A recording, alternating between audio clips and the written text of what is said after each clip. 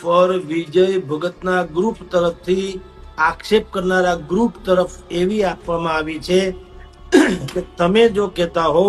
તો અમે આ ગીતા મહેલ એટલે કે ગીતાબેન વ્યાસ જ્યાં રહે છે એ મહેલને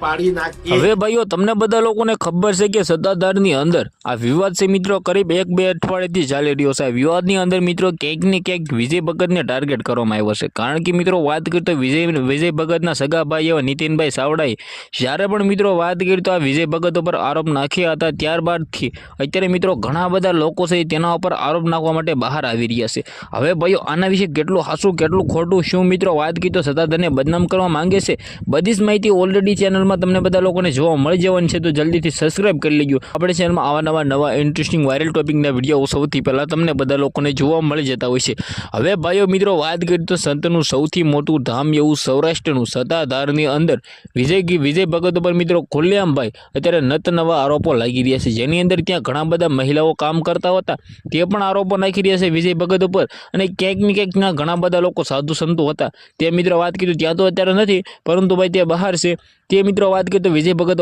ઉપર આરોપ નાખી રહ્યા છે। હવે ભાઈઓ ઘણા બધા લોકો એવું કહે છે કે વિજય ભગત છે સાચા છે, અને ઘણા બધા લોકો એવું કહે છે કે વિજય